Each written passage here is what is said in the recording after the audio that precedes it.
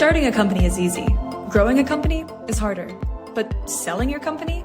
That's a whole different story. In the Big Exit Show, we lift the curtain of secrecy around selling businesses by learning from ambitious and successful founders who have been on this roller coaster. Our hosts, venture capital investors Johan van Mil, the founding and manager partner of Peak, and Anke Hauskes, the founding and managing partner of NP Hard, will help you on this exciting journey.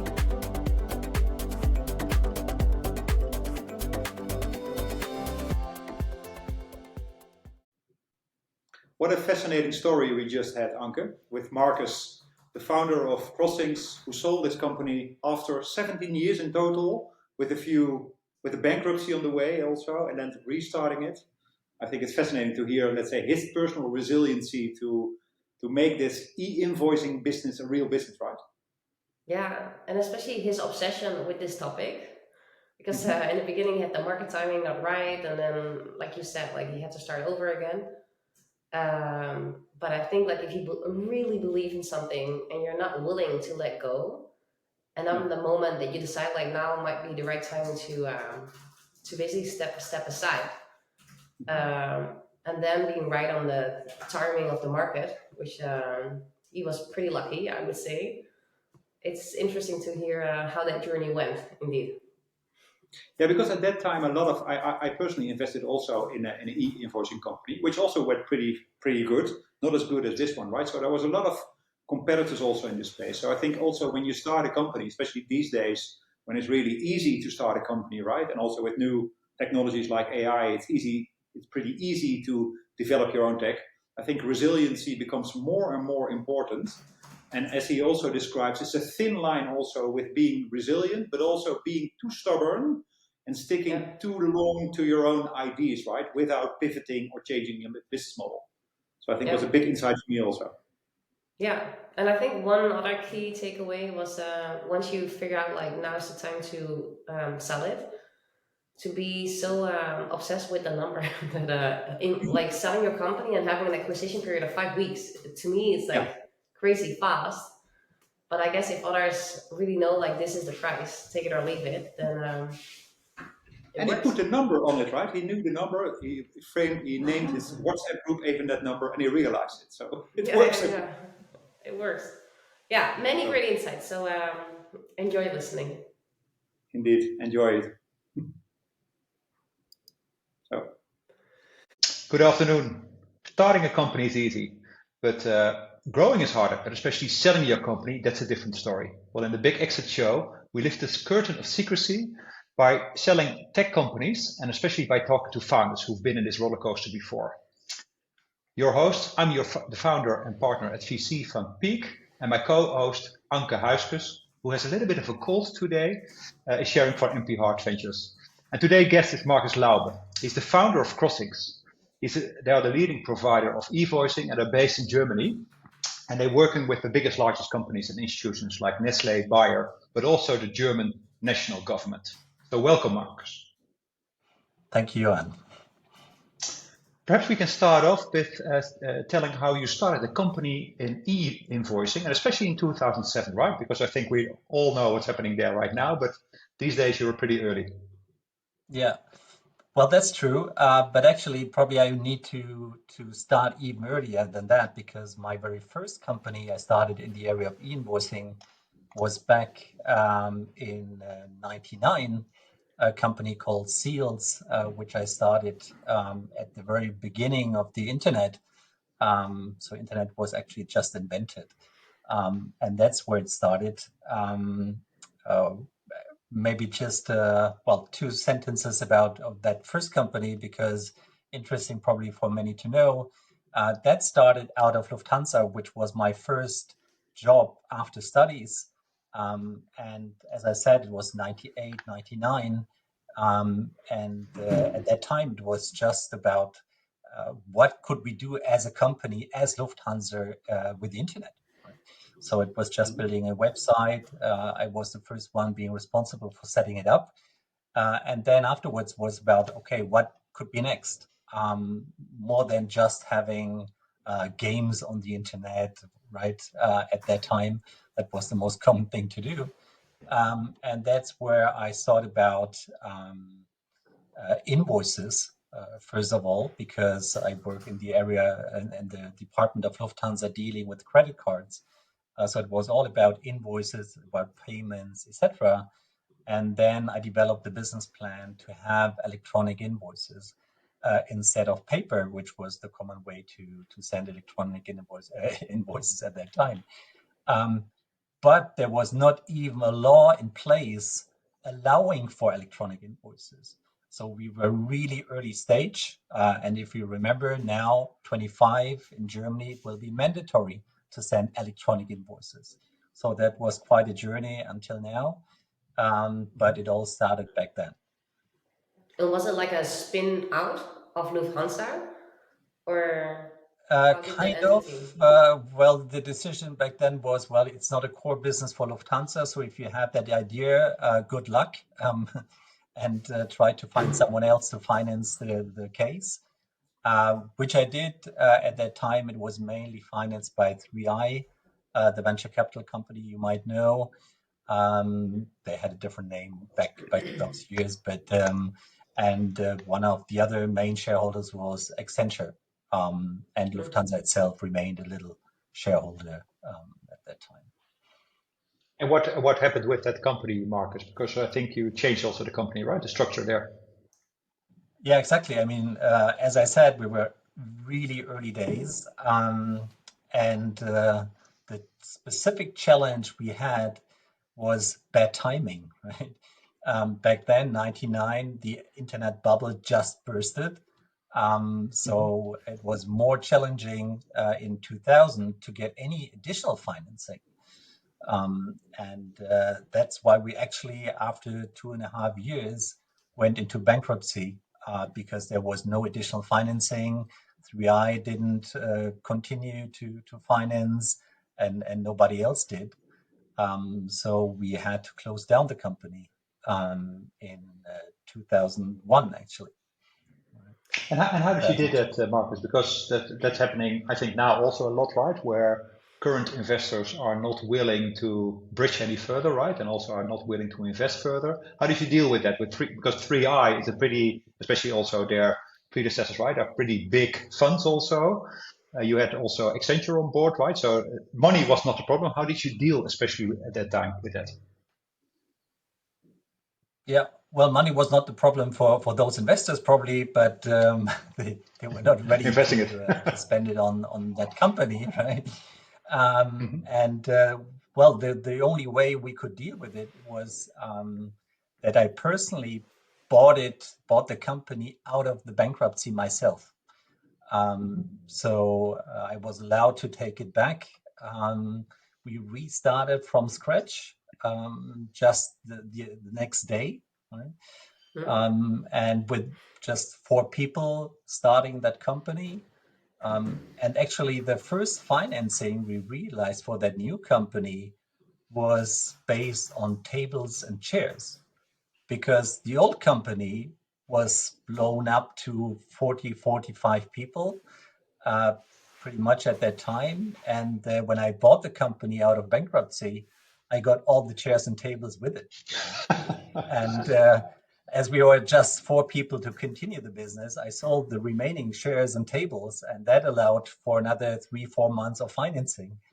And during that time, I ran into Tietoenator, a company from the Nordics, Finland and Sweden, being in that kind of business as well.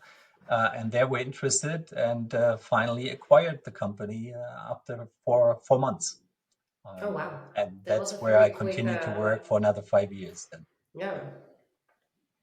And I do hope that the multiple was higher than only, let's say, the sold chairs and desk, right? So that you had another multiple there also for selling the company. It was, but still it was kind of out of bankruptcy. So obviously there were not really high multiples, and there was very limited sales at that time anyway. So. Okay.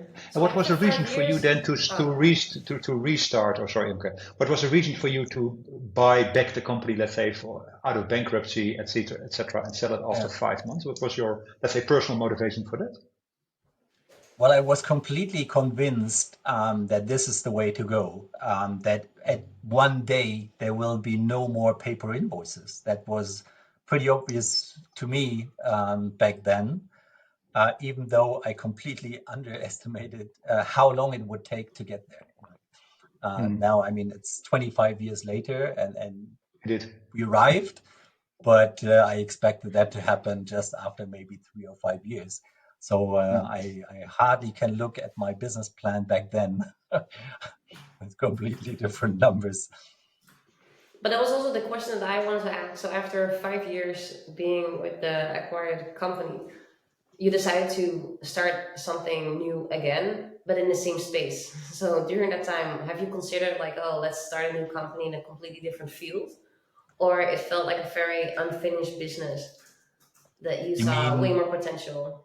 You mean after working for 5 years at Tieto, Yeah. that company? Well, actually, it wasn't the plan from the beginning to start yet another company. But at that time, Tieto decided to close all their business in continental Europe. Right? So they only focused on Nordics again. And that's why they, intended to close down the business. And again, I mean, this was then 2007. And again, I said, well, the story is not finished yet. Right? So the decision again was to start another company, take a couple of people with me from the team I had within Tieto, and we developed the whole thing from scratch again. At least with the experience we collected during the very first years. So that was certainly easier to develop a new platform, but still we had to do it all from scratch again. And what was the reason not to? Yeah. Oh, sorry, Anke, we have a delay. Sorry, please go ahead. No, what were the 2 or 3 new terms, if you can say like that, when you started the company in terms of what you wanted to do different this time around? Of course, like the market matured way more. I think people were more ready doing e-invoicing. Well, the market obviously advanced a couple of years, so that was better compared to some years before. Still very early days, obviously, for e-invoicing. But again, I mean, I was convinced we will get there at some point in time. What was different? We had some major customer that also were convinced to continue, and they even promised us to continue with the new company. So we had one major customer, and based on that promise, actually a Dutch customer, famous brand, which I won't disclose now, but they promised to continue. And we learned the hard way that 3 months after we created the new company, they didn't keep their promises. Right? Wow. And again, we had to win new customers to continue the business, find additional financing, et cetera. So it was a bumpy start again for the second company. And for the second company, what was the reason that you didn't, let's say, bought the assets, did a carve out of the existing business, and started with that? What was the reason for you to start all over again, if I may ask? Well, that was more challenging to carve out completely from Tieto, which was a large company with more than 10,000 people at that time. So processes and discussions were much more complicated than taking it out from the bankruptcy a couple of years before, right? So it was easier for us to start again. Also because technically we thought we could be more advanced with the new platform than building on top of what has been created a couple of years before, because technology advanced, obviously, and we were building it on new technology. So that was one reason. And there were no real additional assets. There were no more tables and chairs that we could. Indeed. Okay. Well, I think if you zoom in, you see like it has been like 16 years building that company, and when you look at the numbers on the internet, there were 350,000 SMEs and over 1,600 larger corporates. that have been using the product that you win over that period of 16 years. Can you take us through a few moments within the company where you see people that see like it's not a linear path, where there was a tricky point, either because of a pivot or you had to like slow down a little bit to find a new customer segment? Yeah. Yeah. Well, that could be a long story, of course, now, but try to summarize the highlights maybe. Obviously, everybody wants to hear about the hockey stick, right? But it was indeed more a linear development. But again, at the very beginning, the first, let me think, 4-5 years of that company were also very bumpy. Again, we were not lucky with timing.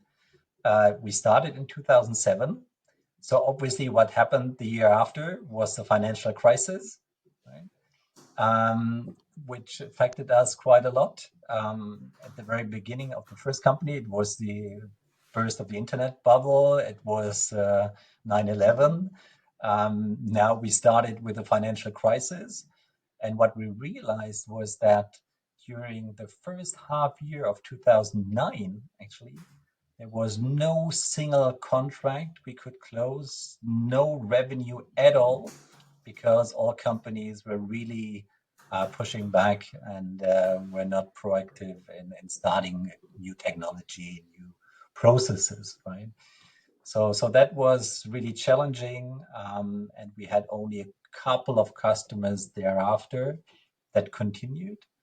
And we really did it the hard way because we did e-invoicing, and e-invoicing back then was driven by large buyers. Large companies like what you mentioned, Johan, earlier, Bayersdorf, Sixt, etc. We were able to win a couple of those, Fresenius, you might know, Evonik. And the business was like, we supported them connecting their suppliers, right? So we had a contract with a large buyer, but then we also contracted the many small suppliers to send electronic invoices to that specific buyer. And from the 4-5 people we were at the very beginning, I was the only non-technical person, so responsible for everything else, like sales, like administration, etc. So doing sales with all these small suppliers, I had to call a small bakery somewhere, but also large companies, etc. And then they started to do business paying 10 euros a month, right, to send a few electronic invoices. And but the good news was that we could also win those suppliers to become major customers for us, because they started not only connecting that one specific buyer, but many of their buyers, right? Sometimes they also connected their own suppliers. So it's really a network effect that you could create, and that we were building on and developed a number of customers from that effect. And when you made the business plan, and you've made by then, you made it already like 2 or 3 times, did you take into account that flywheel effect or that like network effect? That was one of the main drivers of all these business cases. But again, it often takes more time than you think it would. So that was the same thing. It started slowly. You need to reach a certain critical mass as well before it can really accelerate. Right? So typically you say at least you need like 20% of the market to make that effect really happen. So we just got there, right? Now it's starting to happen. But back then it was much more complex.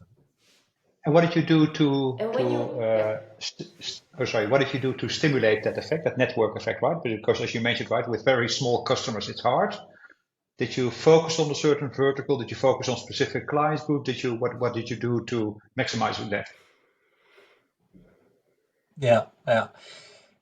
Well, that was one of the learnings actually back then. Our approach was rather we concentrate on large buyers, no matter the industry. right? So it was a kind of diverse portfolio of customers we achieved. But probably it would have been easier to focus on a limited number of industries first, much more than we did before starting, with many different industries. But still, we did win a couple of large brands, large logos, which was good, and still could take it from there to become the largest e-invoicing provider in Germany. But one more thing that we didn't do was expanding into different geographies, which might have been an additional solution because Germany is not known as very service provider friendly. There are many companies trying to do things on their own. And there are other countries like the Netherlands, like UK, etc., where more than 90% of all invoices are managed by service providers. In Germany, the number even today is probably less than 30%, to give you an idea. Yeah, it's a debate that we often have with German companies, right? Because the country is so big to build a standalone company, right? And what's the right moment then to internationalize, right? If at all, if the market size if it's really needed from market size perspective, right? Did you internationalize Crossinx? Because we go through the exit later, but what was your, let's say, your international position when you were acquired? At the very end, we were active in Switzerland, apart from Germany. Mainly with an own company, and just a couple of days before we were acquired, we acquired a company in Hungary ourselves. So that was, but apart from that, the main focus remained Germany. Okay. And can we start talking about how that acquisition happened? Because we read somewhere that you got in touch with the acquirer because of your ESPA. I hope I pronounced that right. Can you take us through like how that relationship started and how it evolved over time? The relationship with Unified Post specifically. Yeah. Well, I mean, over those 16 years, we had a couple of financing rounds, obviously, because it still needed additional financing. The existing shareholder structure, one of the learnings we had I had from my first company, not to rely too much on venture capital if possible, because they're rather short-term oriented. And I knew from the beginning, it's a B2B business, it's a marathon, it's not a sprint. And that's why I specifically look for long-term oriented investors. So it was much more like, let's say, friends and family, which, well, resulted in quite a number of shareholders, so more than 20 different shareholders at the very end, but all very loyal and positive when it came to our business. But anyway, we had to do some financing in between. First time we went break even was in 2013. So we knew it's possible to become break even, but we also knew it's still a network business. So it's a first mover business. You need to be ahead. You need to have the largest network in order to reach those network effects. Right? That's why we decided to still invest in the company, not staying break even necessarily, but to invest additionally. And that's why we partly looked into those possibilities.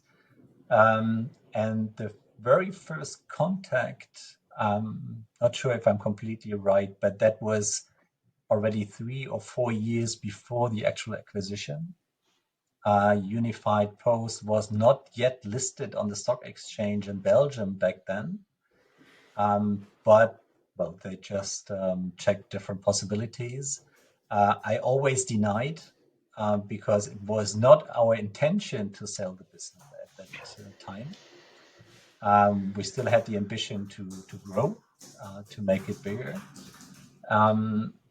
And then Unified Post became a public company in 2020, 2020. And that, well, obviously allowed them to pay additional amounts, right? When it became more interesting to have a chat.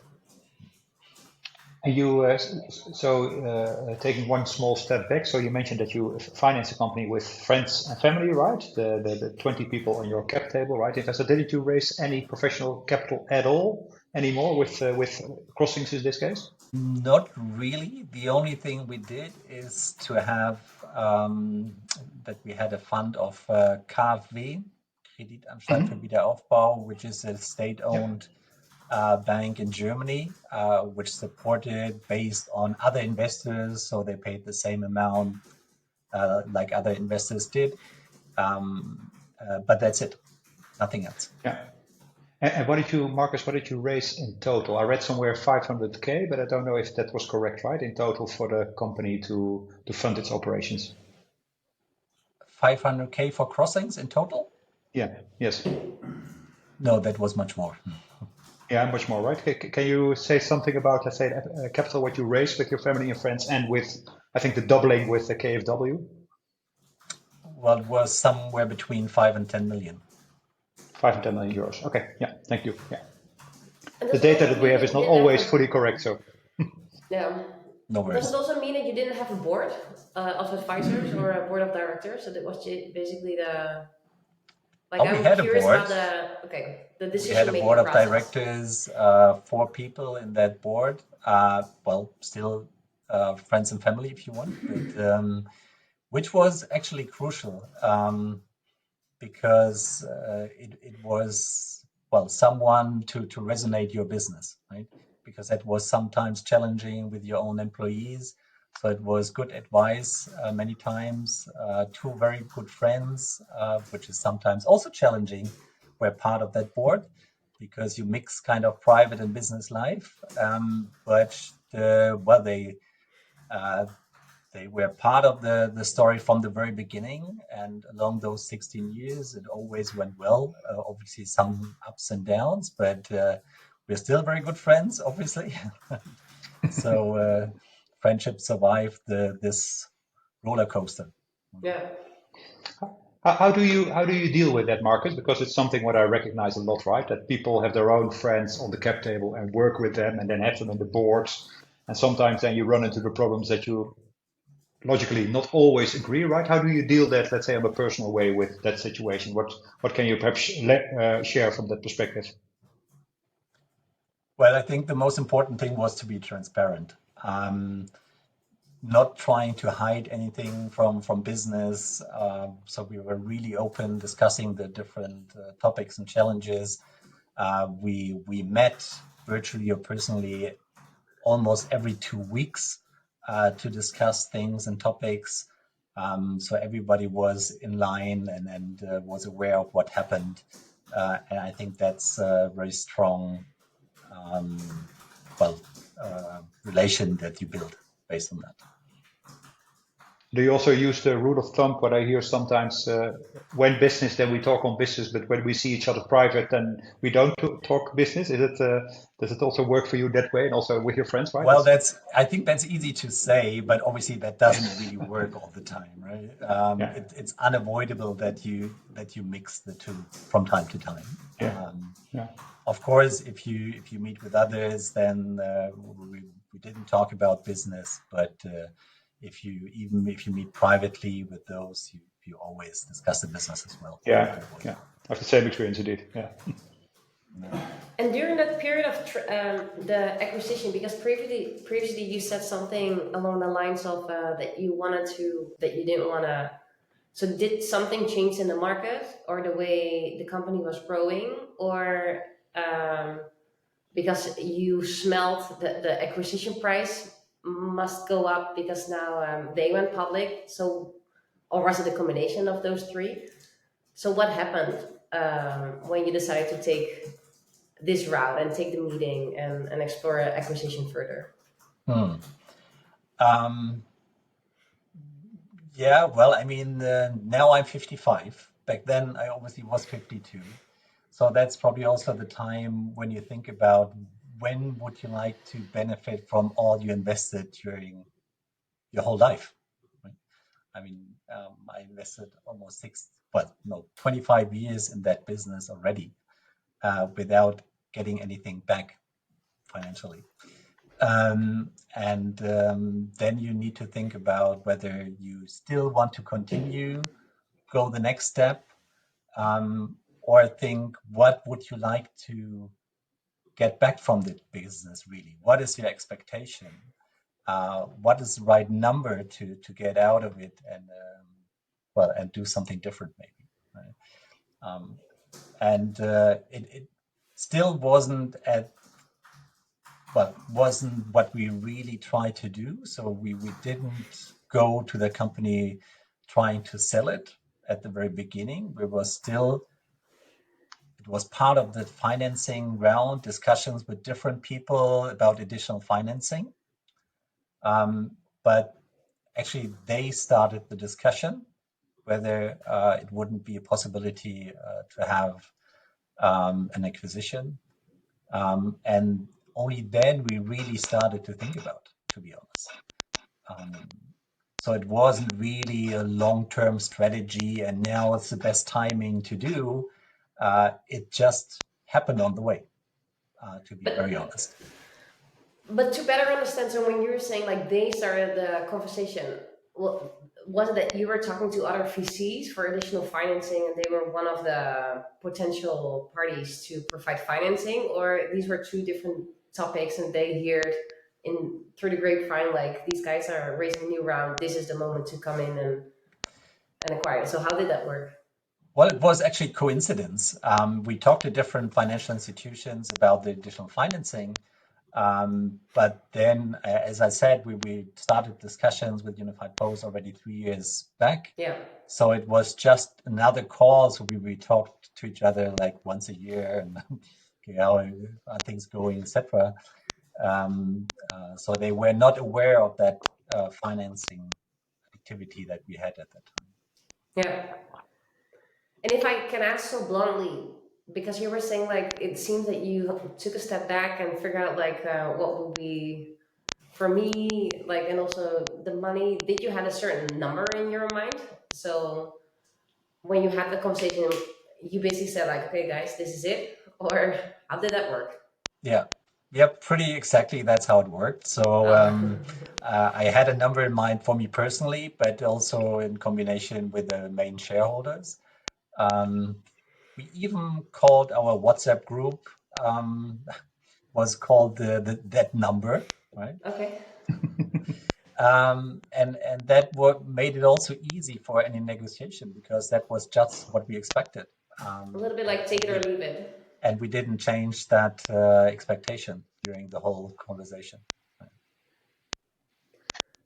Marcus, when you were talking with your potential buyer, right? At the same time, you also had the talks with financial institutions, right? Can you elaborate a little bit how that was going, especially having the two trajectories on the same time? Well, we started both in parallel, but at one point in time, we decided to only continue the talks with Unified Post.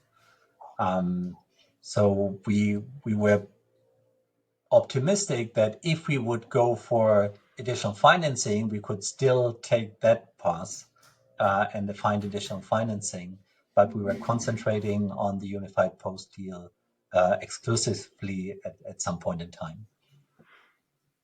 And what was the reason for that you fully focused on that?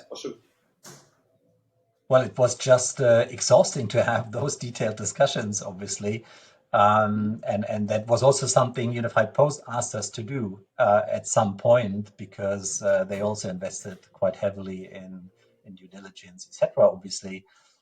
So just for you to imagine, they were like 30 to 40 lawyers, business people, etc. from Unified Post involved the whole time for 5 weeks.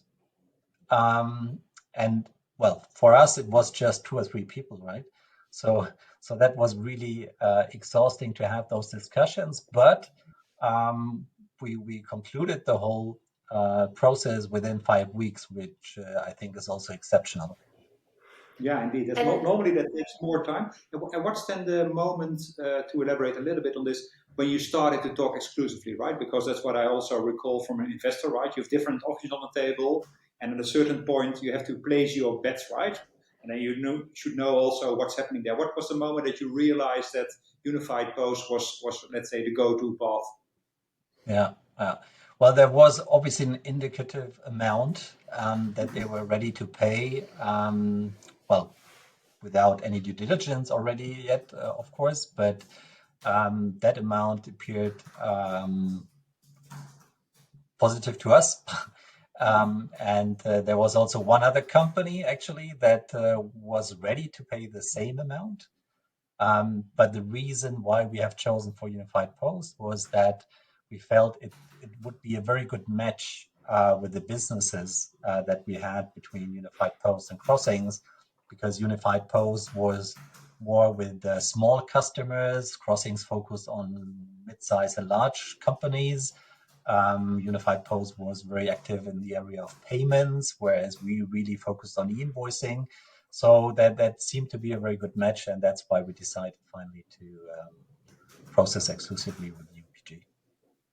I'm trying to place myself in your shoes, creating that WhatsApp group with like hypothetically like the 100 million WhatsApp group deal, the 100 million deal, and then like going through these conversations.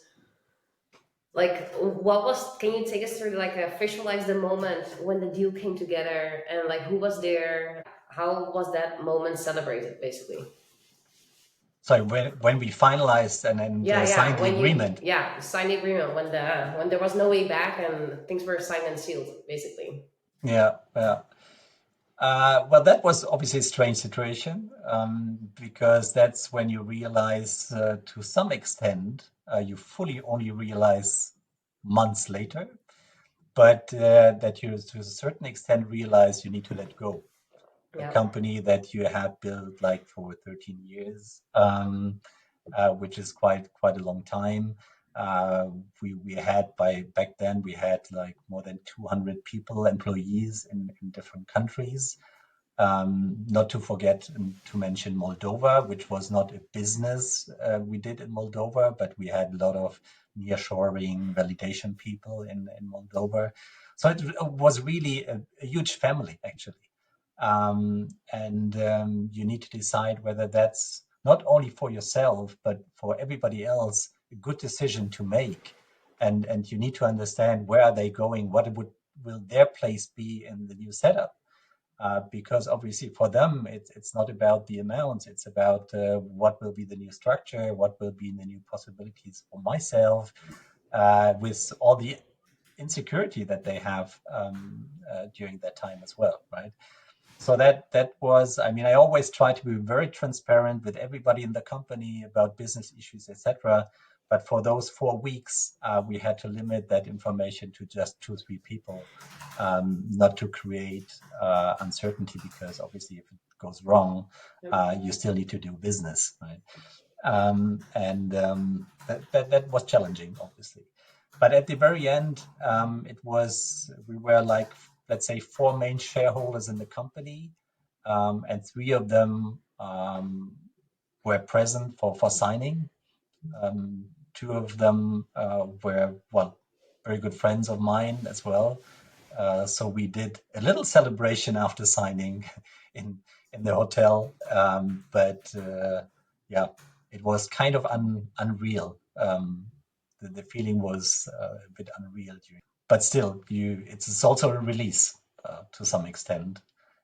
If you Because in the end see it was what you wanted, right? Like exactly. when you take us through, like you basically make the decision like now it's time to let go, or like wherever you realize you had to sacrifice so many things during 25 years, whether it's well, having fun and then pleasure, but also family. It was certainly a challenge for my family as well. So finally saying, okay, now I can pay back to some extent as well. Because you mentioned you realized, let's say, 2 months later also, right? What at that time, what did it do with you, let's say, personally and also emotionally? Because we learned also with other founders, it can be a real celebrating moment, right? But we also had other people in the same podcast here who literally cried and went back to the family and really took a time rest. How did you personally deal with that? Well, we didn't celebrate too much, to be honest. I didn't even pause the business. We continued the business just the day after. So we only went to Mallorca 3 days with the families and the main shareholders. That was our little celebration, but over a weekend, more or less. And then Monday, business continued again. Because we said now it's the real work and to do integration, migration, et cetera, with the new setup.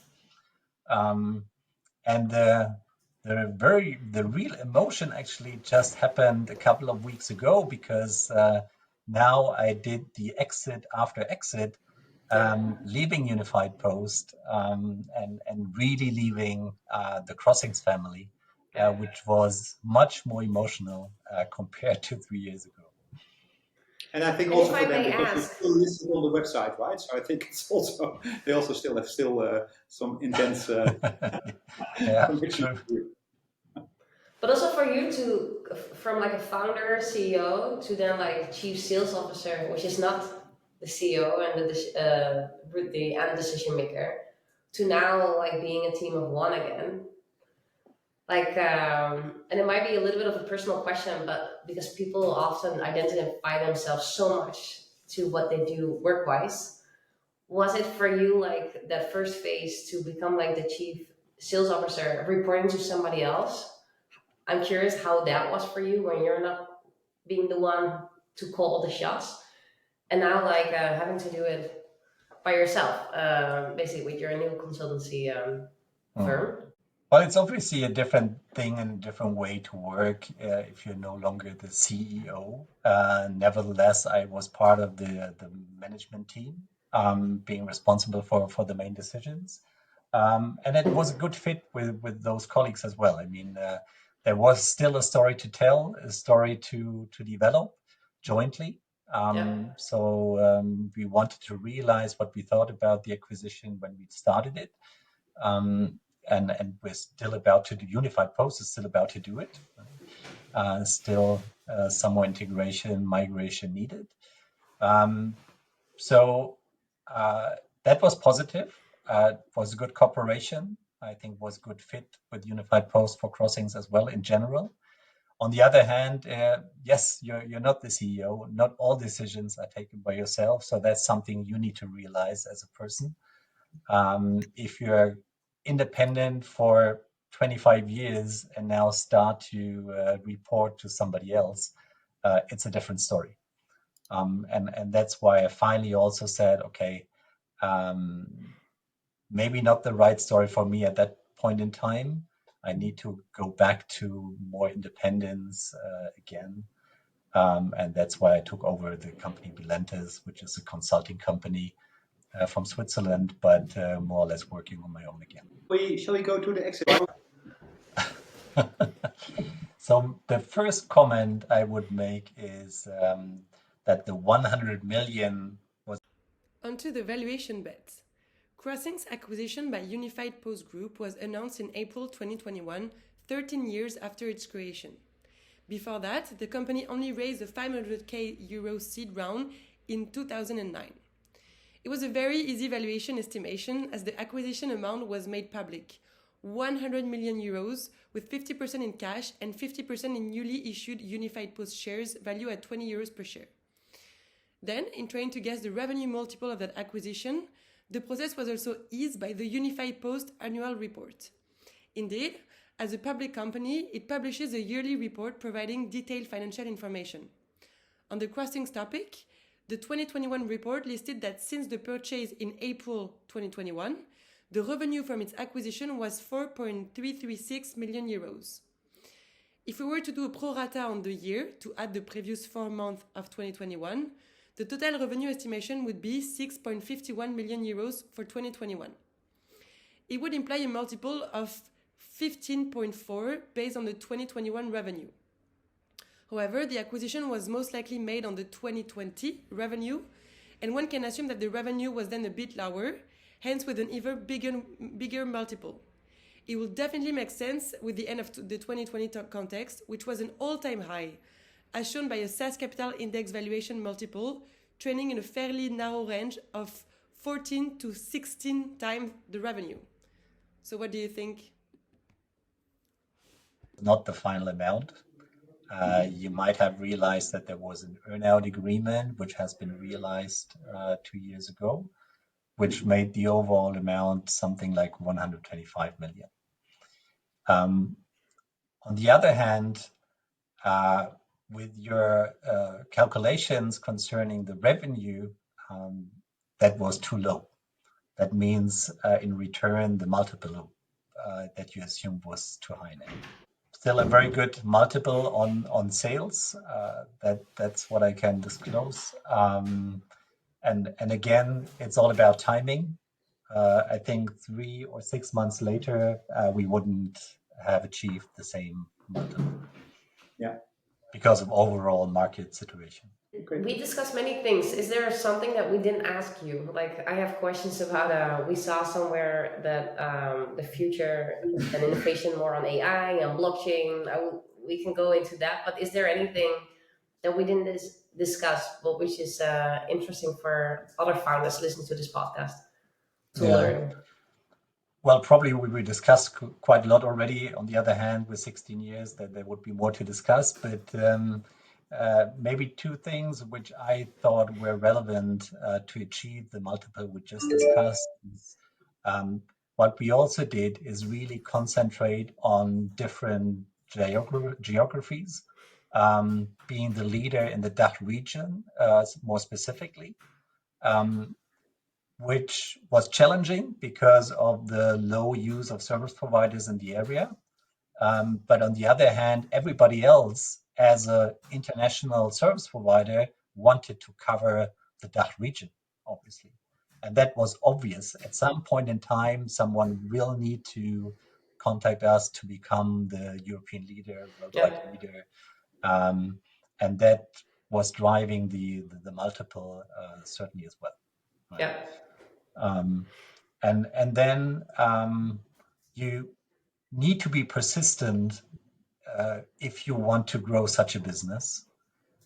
So that's one of the things we were good at, I think. On the other hand, it's of course always, well, there are 2 sides of the coin. If you're getting too persistent, it can go wrong. So you need to find the right timing to let go.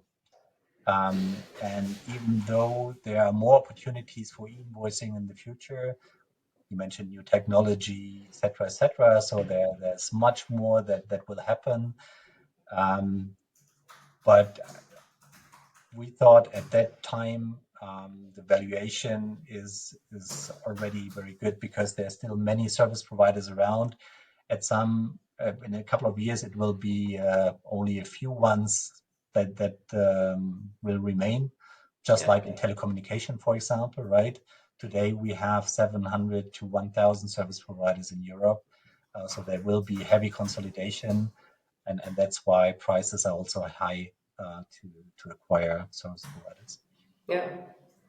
Yeah, you had the timing right. I think long enough persistence to get to a point. And I think the realization like now is probably the right time to let go. Yeah. And then we were wrong with timing so many times. Yeah. This one time we were right. Yeah, which was a pretty crucial time. Good. Hey, no more questions from my end. I don't know, Johan, do you have a final question? No, thanks, Mark. I think it's a great story. I'm really impressed, especially about the resilience that you took, right? In starting a company, buying it back, selling it, then starting a new company, getting new shareholders, and then building that for 13 years in an exit, and then staying there for a few years, and then now starting again a new company, right? So I like that resilience a lot. I think it's really needed, especially these days, right, to start. So it's indeed a thin line between timing and also being focused and being on the ball and believing in it. So I really like the story. Thanks for sharing that. Thank you, Anke. Thank you, Johan. See you next time. Thank you very much. Bye-bye. Bye. Thank you so much for listening to this episode of The Big Exit Show. We hope you enjoyed today. If so, please subscribe to our show on Spotify or your favorite podcast platform. If you have feedback or suggestions for guests that you want to see on the show, please send us a message to podcast@peak.capital. Thanks again for listening and hope you join us for the next episode.